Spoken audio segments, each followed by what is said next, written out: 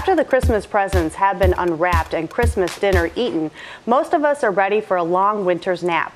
But for more than 80 youth from the Northern Illinois Conference of the United Methodist Church, the day after Christmas means the beginning of an exciting spiritual retreat called Christmas Institute. It's a tradition that began in the Philippines, which youth are now carrying on in the United States. Let's welcome 19-year-old Kathleen Talapian from the St. John's United Methodist Church, who was the director of the 2012 Christmas Institute that took place near Springfield, Illinois. We also welcome Jared Esguerra from Barry United Methodist, who was the Institute's program director. And we welcome Christine Diacampo from Elston Avenue United Methodist Church, who also attended two of the Institutes. Thank you all for joining us today and telling us a little more about the Institute. Kathleen, let's start with you and tell us about how the tradition started in the Philippines. Well, the tradition started in the Philippines since the Christmas Institute was brought in by Epworth League from United States, actually, in 1920s. And it has been a really helpful way for the young people in the Philippines to grow in their personal faith and their leadership. So they continued doing that until I started going to CI like when I was 13. So that's how I got involved into it. But it's always been there since 1920s. And then how did it get started here in the United States? It got started here in 1980s when some of the pastors from the Philippines thought that it's doing a really great job in Philippines in building the spiritual relationship of the young people with Christ. So they think it's going to be a great idea to bring it here and do the same thing for the young people over here. So in 1980s, they started the first CI in California. And from there on, it grew into different places. So it went to Washington State, to Texas, and it finally found its place here in Illinois. Is there a reason it's held right after Christmas? I know that's a very hectic time. People probably just, like we said, take a long nap, just relax after Christmas. Jared, is there a reason it's held right after Christmas? What I think is, in the whole hullabaloo of Christmas, young Christians need a way to center themselves and refocus, especially right before New Year's when you have all these resolutions, a way for young Christians to refocus their faith and find a way to not only bond with each other, but to bond with God as well. And in the conference, the Northern Illinois Conference, this is with the Filipino-American Methodist Ministry, is that right? Can you explain a little bit of what the connection is? The pastors of the Filipino-American United Methodist Ministry are the ones that encourage the young people here in NIC to form their own CI and go back, because we've been going to different CIs in different states, so along with the North Central Jurisdiction CI. And some of their churches or youth groups have been going to Texas or Maryland. So they thought that it would be great to have our own CI here in Illinois and be able to encourage more youth groups to be part of CI and experience how it works in our lives. It sounds like you had a great turnout. 80 youth came. Yeah, Tell us a little bit of what happens at the CI Institute. Tell us about the workshops. What is the goal of the Institute? Each year we try to create a different theme. This year we chose a theme based more on technologies. That's why we chose Connect.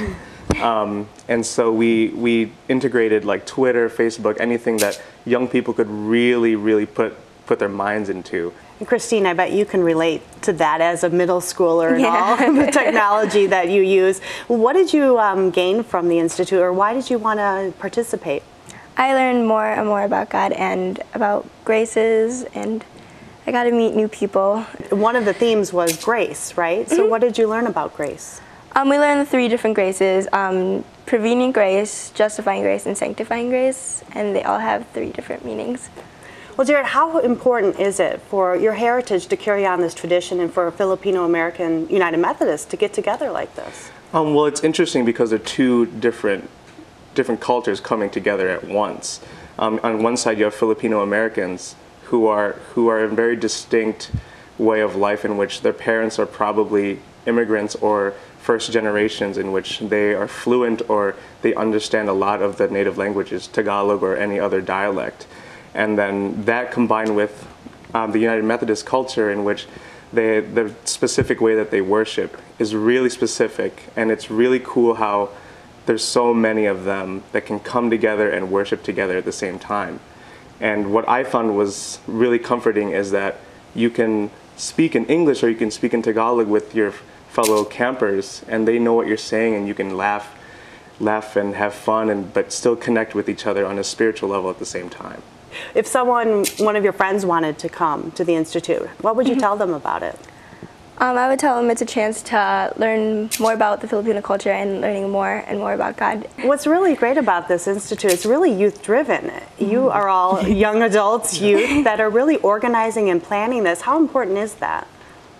Yeah, CI was started with the premise that it's for the youth, by the youth, and to the youth. So I think one of the unique things about CI is that it's youth-led, like what you said.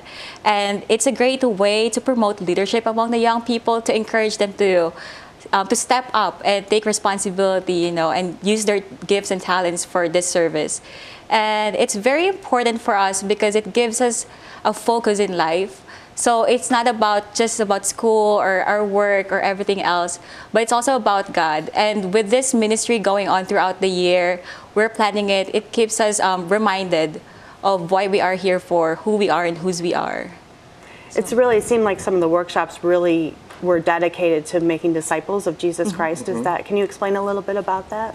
There was one workshop, Sync, is that right? Oh yes, Sync is actually, it wasn't a workshop, it's what we kind of dub as our commitment night. That's what we called it a year ago, and we wanted to give it more flair, actually. And so the way I thought of it, the way it happened at least this year, was that we had everyone playing a game where they had to be in sync with each other, where two members would come in and there was only one leader and everyone had to mimic them. So eventually we would start taking groups out and we would give them a blind faith walk, in which they had blindfolds, and they would go to 3 different stations that represented each grace that was specific to the United Methodist Church. So the first piece, they got a piece of wood to create a cross, and then the second part, they got the second part of the cross, and then lastly, they got a string to tie everything together, and they wrote, I choose to connect because, and they got to write anything they wanted. And then immediately after, they went to this area where one of our pastors, Pastor Vic Melad, would be playing even songs, and we would have a huge devotion together, and it's like the culmination of your spiritual experience in that night. How was that night for you, Christine? It was fun because you got to trust each other and going to all the different stations, which were fairly far from each other. I bet that'd be unnerving being blindfolded though, but so you really have to be trusting everyone, right? Tell us a little bit about that. Well, on the walk, there were some people surrounding us, trying us to separate from each other. But you have to have trust in each other to go forward and follow each other. And is it open to other youth, or only Filipino American United Methodist, or will it be open to a broader group? I think it's open to anyone who is open to come see it, come experience why we have so much fun. Just because it was started by Filipino Americans or Filipinos does not mean that only you guys can come. In past CIs, I've been to 9 of them, and one in Texas, there was maybe 25% of them were white. Everyone would come together, and it was really cool to see that people from different cultures were also understanding Filipino culture in addition to what we were trying to accomplish at the camp. Thank you so much for sharing this. It sounds like a fun and very spiritual and energy-driven event. I'm so glad that you shared the information with us. Thank you for joining us. Thank you. Thank you. And I'm Anne Marie Gerhardt for Different Drummers and the Greater Chicago Broadcast Ministries. Keep the faith.